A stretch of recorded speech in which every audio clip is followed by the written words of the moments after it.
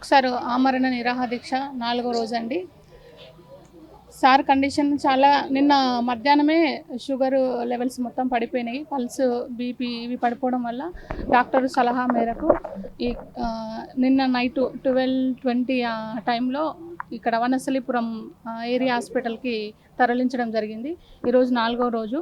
4 రోజుల నుంచి సారు పిల్లల కోసం నోటిఫికేషన్ రావాలనే ఉద్దేశంతో తిండి తిప్పలు లేకుండా కనీసం అసలుకి ఎంత పెయిన్ సార్ దగ్గర అనుభవిస్తుండో నేను కళ్ళారా చూస్తున్నాను. కనీసం చూడడానికి ఇంటి చుట్టాలు కానీ రిలేటివ్స్ కానీ ఇప్పుడు నేను మా ఊరికి వెళ్ళి వచ్చినాను. సార్ వాళ్ళ తమ్ముడు చూర్ణిక లోపలికి అంత దూరంకి వెళ్ళి వస్తే చూర్ణిక లోపలికి పోతుంటే ఇన్ఫెక్షన్ వస్తుంది, అది వస్తుంది అని ఏదో ఒక సాకు పెట్టి లోపలికి రాని కూడా చేస్తారు. వాళ్ళు అంతమంది ఉన్నారండి, 100 మంది వస్తున్నారు పోతున్నారు. ఎవరికి లేని అబ్జెక్షన్ అశోక్ సార్కి ఎందుకు పెడుతున్నారు? ఇంటి దగ్గరనేమో 20 నుంచి 30 మంది పోలీసు వాళ్ళను పెట్టుకొని కనీసం గేట్ అవతలికి కూడా ఎవరిని రానియకుండా అక్కడ నిర్బంధించారు. అక్కడికి వెళ్ళి ఇక్కడికి ఆరోగ్యం ఖరాబ్ అవుతుందని హాస్పిటల్ తీసుకొచ్చి ఈ హాస్పిటల్ దగ్గర కూడా ఇదే నిర్బంధం. ఇక్కడ పేషెంట్లకు డిస్టర్బ్ కాదా మీ వల్ల? మరి మీరు ఇప్పుడు మా వాళ్ళు చూస్తే వాళ్ళు పేషెంట్లకు డిస్టర్బ్ అవుతుంది, ఇన్ఫెక్షన్ వస్తుందని మీరు అంటున్నారు. మరి ఇంతమంది పోలీసు వాళ్ళు ఉంటే వాళ్ళకి డిస్టర్బెన్స్ కాదా? మీకున్న పైకి వెళ్ళి ఆర్డర్స్ ఉన్నాయని అంటున్నారు. ఎవరు ఆర్డర్స్ ఇచ్చింది? ఎవరు? కుటుంబ సభ్యులను కూడా చూడొద్దు అంటున్నారా?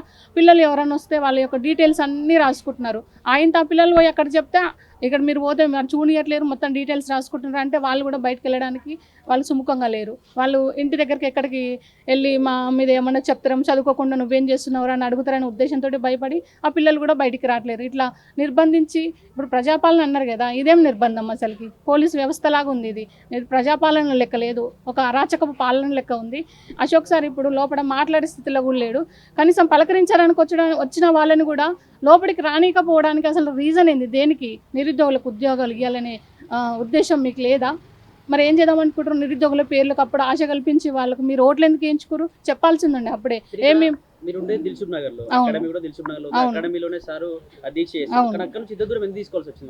యాక్చువల్గా ఫస్ట్ మాది అపార్ట్మెంట్, ఒక 38 ఫ్లాట్స్ ఉంటాయి. ఇంత ముందుకి సార్ దీక్ష చేసినప్పుడు చాలా ట్రబుల్ అయింది వాళ్ళతోటి అని, అట్లా ట్రబుల్స్ రావద్దని ఇన్స్టిట్యూట్లో స్టార్ట్ చేసిండు. నైట్ రేపు దీక్ష అనగా 15వ తారీఖు దీక్ష అనగా 14వ తారీఖు నైట్ 12కి వచ్చి ఒక 20 మంది వచ్చి అమాంతం తీసుకొని పోయారు. ఎక్కడ తీసుకుపోయారు ఏందనేది కూడా నాకు అసలు ఇన్ఫర్మేషన్ ఏమి ఇవ్వలేదు. నేను పోలీస్ స్టేషన్కి వెళ్ళి అడిగినాక మా దగ్గరనే ఉన్నారు అని ఒకే మాట చెప్పారు, కానీ ఎక్కడ తీసుకెళ్ళినాం ఎక్కడ ఉంచినామని ఏం చెప్పలేదు. ఆ రోజు నెక్స్ట్ డే నుంచే సార్ ఆ రోజు 14th రోజు నైట్ 10:30కి భోజనం చేసిండండి. అదే లాస్ట్ ఫైనల్. అప్పటి నుంచి ఇప్పటిదాకా కూడా ఏం లేదు. యాక్చువల్గా ఇది 5th డే కౌంట్ వేసుకోవాలి. మార్నింగ్ అయితే నెక్స్ట్ డే కూర్చున్నవైతే ఆ రోజు ఏదో కొద్దిగా అల్పాహారం అని తిని కూర్చుంటాడు. ఆ రోజు నైట్ తీసుకెళ్ళినైనా అప్పటి నుంచి ఇప్పటిదాకా ఏం లేదు. మొత్తం బాడీ మొత్తం దగ్గర 4 నుంచి 5 కిలోలు తగ్గిపోయింది సార్ వెయిట్.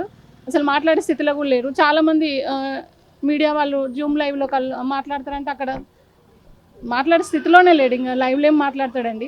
ఇట్లా ఎవరైనా దీక్షలు చేసుకుంటే కావాలని ఫేమ్ కోసం పేరు కోసం చేస్తున్నారు అని చెప్పి కాంగ్రెస్ పార్టీ నాయకులు అంటారు. ఏమంటారు? ఇప్పుడు వాళ్ళు బురద జల్లంది ఎవరు చెప్పండి? నిరుద్యోగులు పోయి అడుగుతానేమో పెయిడ్ ఆర్టిస్టులు అన్నారు, మీరు బీఆర్ఎస్ తరఫున వచ్చిర్రా అన్నారు. పోనీ ఏదన్నా పార్టీ కండువ కట్టుకున్నారని చూపించండి, ఏ పార్టీలన్నా తిరిగిందని చూడండి. ఇప్పుడు మీరు ఎట్లా చేయట్లేరు? మరి బలంగా ఉన్నది ఎవరు? అశోక్ సార్ బలం సరిపోవట్లేదు, నిరుద్యోగుల బలం సరిపోవట్లేదు. అలా అని ప్రతిపక్షం దగ్గరికి వెళ్తే మీరు ప్రతిపక్షంలో ఎవరు? మీరు రాజకీయ స్వలాభం కోసం చేస్తున్నారంటే ఇక ఎందుకు అంత మాత్రం చేసేందుకు? మీరు ఆ రోజు ఎందుకు వచ్చారు? ఇప్పుడు రాజకీయ పార్టీలు అంటున్నారు కదా, అదే చిక్కడపల్లి లైబ్రరీ దగ్గరికి ఆర్టీసీ క్రాస్ రోడ్కి రాహుల్ గాంధీ ఎందుకు వచ్చారు? మీరు ఎందుకు వచ్చారు చెప్పండి? మీరు రాజకీయ స్వలాభం కోసం రాలేదా? దేనికి వచ్చారు? అంటే ఇంకో మాట మాట్లాడతాం అంటే ఇన్స్టిట్యూట్ నడుపుకునే అశోక్ సార్కి దీక్ష చేయాల్సిన అవసరం ఏంది, నిరుద్యోగుల తరఫున కొట్లాడేంత అవసరం ఏందని చెప్పేసి కొంతమంది మాట్లాడతారు. వాళ్ళకేం చెప్తారు? ఇన్స్టిట్యూట్ ఉంటే చేయొద్దా సార్? ఇన్స్టిట్యూట్లో అంతా చేయొద్దా? ఇన్స్టిట్యూట్ల మీద ఎంక్వైరీ చేయండి. మేమే చెప్తున్నాం కదా, ఇన్స్టిట్యూట్ల మీద ఎంక్వైరీ చేయండి. ఏ ఇన్స్టిట్యూట్లో ఎన్నెన్ని దొబ్బుకుంటున్నాయి, ఎన్నెన్ని పక్కకు పెట్టుకుంటున్నాయి, ఎవరెవరు ఎన్నెన్ని బయట ఏ విధంగా నడుస్తుంది, మాది ఎంక్వైరీ చేయండి, అందరూ ఎంక్వైరీ చేయండి. అడిగితే ఇన్స్టిట్యూట్ ఉంటే అడగొద్దని ఎక్కడన్నా రూల్ ఉందా చెప్పండి? పిల్లల కోసం ఇప్పుడు బయట ఇన్స్టిట్యూట్లు ఉంటారు, కనీసం బయటకు వచ్చి నోటిఫికేషన్ ఇవ్వండి ఎవరన్నా అడుగుతున్నారా? అడిగేది ఒకటే. ఇప్పుడు మాది ఒక్కటే ఉంది, అశోక్ నగర్లో దిల్షునగర్లో అశోక్ అకాడమీ ఒక్కటే ఉంది. ఆ సార్ స్వలాభం కోసం చేస్తుండు అంటే మేము ఒప్పుకుంటాము. మా ఇన్స్టిట్యూట్తో పాటు 100 ఇన్స్టిట్యూట్లు ఉన్నాయి, మాకన్నా గొప్పగా నడిచే ఇన్స్టిట్యూట్లు కూడా ఉన్నాయి. వాళ్ళు కనీసము పిల్లల గురించి పట్టించుకునే నాదుడే లేదు. ఫీజులు వసూలు చేసుకొని కోట్లు సంపాదించుకొని కనీసము పిల్లలకి న్యాయం చేయాలనే ఒక ఉద్దేశం కూడా లేకుండా కోచింగ్ ఇచ్చామా, బయటికి వెళ్ళారా, వాళ్ళకి మాకు సంబంధం లేదు. వాళ్ళతో పోలిస్తే ఇప్పుడు సార్ అడిగిన వాళ్ళు ఇలాంటి వాళ్ళు అడిగితే వాళ్ళ కోచింగ్ సెంటర్ అనడం ఎక్కడ చెప్పండి, ఎంక్వైరీ చేసుకోండి. ఎవరెవరు ఎన్ని కోట్లు సంపాదించారు, ఎవరి దగ్గర ఎక్కువ ఉన్నాయి అనేది ఎంక్వైరీ. 1000 50,000 60,000 ఫీజులు వసూలు చేసుకున్న వాళ్ళు చాలామంది ఉన్నారు బయట. ఎంక్వైరీ చేయండి, తెలుస్తుంది. అశోక్ సార్ ఎంత సంపాదించిండు, వేరే ఇన్స్టిట్యూట్లో ఎంత సంపాదించారు. సరే వాళ్ళు సంపాదించారు, మినిమం మీరన్నా ఒక మాట అడగొచ్చు కదా. పిల్లలు సఫర్ అవుతున్నారు జాబులు లేక, వాళ్ళు మేము కూడా మా వంతుగా, వాళ్ళు కూడా ఛానల్స్ ఉన్నాయి కదా సార్. ప్రతి ఒక్క అకాడమీకి ఒక్కొక్క ఛానల్ ఉంటుంది. నోటిఫికేషన్ ఇవ్వండి. ఒక్కసారి ఎందుకు అడగట్లేరు మీరు? అడిగిన వాళ్ళ మీద నిందలు ఎందుకు వేయాలి? అంటే ఎన్ని ఇన్స్టిట్యూట్స్ ఉన్నాగా, ఇంతమంది ఉన్నాగా, సో అశోక్ సార్కి స్పెషల్ ఇంట్రెస్ట్ ఏంది అని చెప్పి కూడా అంటారండి. ఆయన నిరాహార దీక్ష చేయాల్సిన అవసరం ఏంది, స్పెషల్ ఇంట్రెస్ట్ ఏంది అసలు? అవును సార్, వేసేటోళ్ళ మీద ఎన్ని నిందలైనా వేస్తారు. మరి వేసినంత మాత్రాన ఇప్పుడు ప్రశ్నించేది ఎవరైనా ఉన్నారు చెప్పండి. అశోక్ సార్ బంద్ చేస్తాడు, అడగాడు. ఎవరెవరు బయటకు వచ్చి మేధావులు ఉన్నారు కదా, సరే వాళ్ళకైతే ఏ దురుద్దేశం ఉండదు కదా, వాళ్ళని అడగమనండి. అశోక్ సార్ నోరు మూసుకొని కూర్చుంటాడు. వాళ్ళు రారు. అడిగేటోళ్ళ మీద ఇట్లా కోచింగ్ అని, రాజకీయ స్వలాభం అని, పార్టీల రంగు పులుపుతూ ఈ విధంగా అబద్ధాలు వేసేందుకు దేనికి? సరే మేధావులు అడగమని చెప్పండి, ఉన్నారు కదా. ఇప్పుడు టీఆర్ఎస్ పార్టీ అంతకుముందు తెలంగాణ రాకముందుకు చాలామంది మేధావులు ఉన్నారు కదా, బయటకు వచ్చి అడగొచ్చు కదా. కోదండరామ్ సార్ పోయింది కదా, ఇప్పుడు ఆయనకు పదవి వచ్చింది.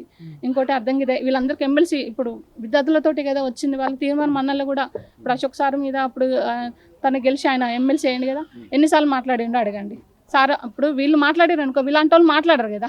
వాళ్ళే ముందుండి ప్రయత్నం చేస్తే ఇలాంటి వాళ్ళు ముందుకు రారు కదా. ఎవరు అడుగుకున్న అడిగిన వాళ్ళ మీద ఇన్స్టిట్యూట్ అని అదని ఇదని నిందలేసేది దేనికి? అంటే ఇంతకుముందు నిరుద్యోగులందరికీ సపోర్ట్ చేసిన వాళ్ళకి ఎమ్మెల్సీలు వచ్చినాయి, ఇప్పుడు అశోక్ సార్ ఎమ్మెల్సీ కోసం ప్రయత్నం చేస్తున్నాడు అని చెప్పేసి ఈ విధంగా కూడా మాట్లాడుతున్నారు. వాళ్ళకి ఏం చెప్తారు? వాళ్ళకి ఏం చెప్తారంటే, ఆ రోజు పిల్లలు చాలా ఫోర్స్ చేసి, సార్ మీరు ఏమి లేకున్నా కానీ మా కోసం ఇంత చేస్తున్నారు, మీరు ఎమ్మెల్సీ అయితే అసెంబ్లీలో మా వంతుగా ఒక గొంతుగా ఉంటుంది అనే ఉద్దేశంతో ఆ రోజు పిల్లల ప్రోద్బలం 100 కాల్స్ వస్తే పోటీ చేయడం జరిగింది. అంతే తప్పించి సార్ స్వలాభం కోసం ఏం చేయలేదు. అది 100 మంది, చాలా మంది. ఇప్పుడు మీరు ఏం లేకున్నా కానీ ఇంత పోట్లాడుతారు సార్. ఆల్రెడీ పదవులలో ఉన్నోళ్ళు నోర్లు మూసుకొని కూర్చుంటున్నారు.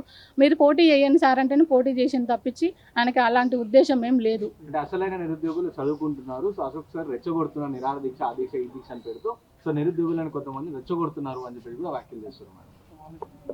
ఇక అంటారు సార్, అంటనే ఉంటారు. వాళ్ళు కూడా వస్తున్నారు. ఇంతకుముందు టీఆర్ఎస్ పార్టీ ఉన్నప్పుడు వాళ్ళు కూడా చాలా మంది వచ్చిర్రు. మరి నడిపిస్తుంది అశోక్ సార్. అవును సార్, బీఆర్ఎస్ పార్టీ ఇప్పుడు కాంగ్రెస్ పార్టీకి ఎందుకు మొన్న మీరు సార్ వచ్చేసి కాంగ్రెస్ పార్టీ కోసం ఎందుకు తిరిగిండు, కారు వేసుకొని ఎందుకు తిరిగిండు? మరి అప్పుడు మరి కాంగ్రెస్ ఏజెంట్ అంటారా? మరి ఇప్పుడు అప్పుడు తిరిగినప్పుడు మరి బీఆర్ఎస్ వాళ్ళు కూడా కాంగ్రెస్ ఏజెంట్ అనే అన్నారు. ఆ రోజు వాళ్ళు పిల్లల కోసం ఏం చేయట్లేరనే ఉద్దేశంతో కాంగ్రెస్ పార్టీని గెలిపేయాలని అప్పుడు తిరిగిండు. అప్పుడు అడుగుతానేమో కాంగ్రెస్ ఏజెంట్ అన్నారు. ఇప్పుడు కాంగ్రెస్ వాళ్ళు వేయట్లేరని కాంగ్రెస్ వాళ్ళని ఇప్పుడు తిడితే బీఆర్ఎస్. మరి ఇంకేం చేయాలి చెప్పండి? ఇంకా ఏం చేయకుంటే ఇప్పుడు సార్ బలం సార్, పిల్లల బలం సార్ బలం చదువుకోవట్లేదని వాళ్ళ దగ్గరికి వెళ్ళాల్సి వస్తుంది. అంత మాత్రం రంగు కల్పిస్తారా? 4 రోజుల నుంచి పట్టించుకోలేదు ప్రభుత్వం, ఇక ముందు కూడా పట్టించుకునే అవకాశాలు కూడా కనబడతలేదు. ఇప్పుడు కాంగ్రెస్ ఎంత మొండిగా ఉందో అశోక్ సార్ కూడా అంతే మొండిగా ఉండండి. ఎన్ని రోజులైనా నేను కూడా కూర్చుంటా అని అంటున్నారు. మరి పార్టీ గెలుస్తుందో సార్ గెలుస్తుందో చూద్దాం. మరి ఫైనల్ ఏం చెప్తారు? డాక్టర్లు అయితే సిలైన్ల ద్వారా మనం ఫ్లూయిడ్స్ ఇస్తే అది టంగ్, ఇది మన ఈ ఆహార నాళిక ఏదైతే ఉందో అది దెబ్బతింటుంది. రేపటి ఏమన్నా ఫుడ్ తీసుకోవడానికి ఇబ్బంది అవుతుంది. మనం ఇచ్చింది ఎంతసేపు టెంపరీ ఫ్లూయిడ్స్ మౌత్ ద్వారా వెళ్తేనే అది సేఫ్గా ఉంటుంది. మ్యాక్సిమం దీక్ష బంద్ చేపిస్తేనే బాగుంటుందని వాళ్ళు సజెషన్ చేస్తున్నారు. కానీ సార్ మాత్రం చెప్తున్నట్లేదు. ఇంతకుముందుగా లోపలికి రానియకుంటే నాకు ఈ హాస్పిటల్ వద్దేమో నేను వెళ్ళిపోతా, ఈ గ్లూకోజ్ వద్దేమో దాన్ని పీకేసుకునే ప్రయత్నం కూడా చేసిండు. ఆయన కానీ రానివ్వట్లేదు. ఈ నిరుద్యోగుల కోసం ఎంత కొట్లాడుతున్న అశోక్ సార్ గురించి అంటే నిరుద్యోగులకు ఏం చెప్పదలుచుకున్నా ఈ సందర్భంగా? ఏం రిక్వెస్ట్ నేను నిరుద్యోగులకు ఒక్కటే చెప్తున్నా, ఎవరు వాళ్ళు ఇండిపెండెంట్గా ఉండి బయట ఎవరు స్వలాభం కోసం వాళ్ళు చూడకుండా అందరు ఇప్పుడు గ్రూప్స్ అని ఒకళ్ళు, డిఎస్సి అని ఒకళ్ళు, పవర్ సెక్టార్ అని ఒకళ్ళు, మన జేఎల్డిఎల్ వేరే, అట్లా ఎవరు వాళ్ళకి డివిజన్గా ఉండకుండా అందరు ఏకతాటికి పై వచ్చి మీరు కొట్లాడితే నోటిఫికేషన్ ఎందుకు రాదో చూద్దాం మనం కూడా. నేను ఒక్కటే చెప్తున్నాను, అందరు కలిసి పోరాడండి, అందరు ఏకతాటి మీదకి రండి. మనందరం కూడా ఇప్పుడు మీరందరూ కూడా నిరుద్యోగులే, మీకు అందరికీ కావాల్సిన నోటిఫికేషన్. దానికోసం ఇవన్నీ భేదాలు ఎందుకండి? అందరు ఒక తాటికి మీదకి రండి, వచ్చి కొట్లాడండి. తప్పక 100కు 200% నోటిఫికేషన్ వస్తుంది. ఫస్ట్ నిరుద్యోగులలో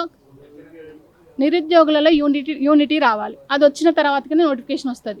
ఈ యూనిటీ లేనంత వరకు ఎవరు స్వలాభం కోసం వాళ్ళు చేశారనుకోండి, ఏది ఒకసారి చేసినా ఎవరు ఏం చేసినా కానీ అది మ్యాక్సిమం పాసిబుల్ కాకపోవచ్చు.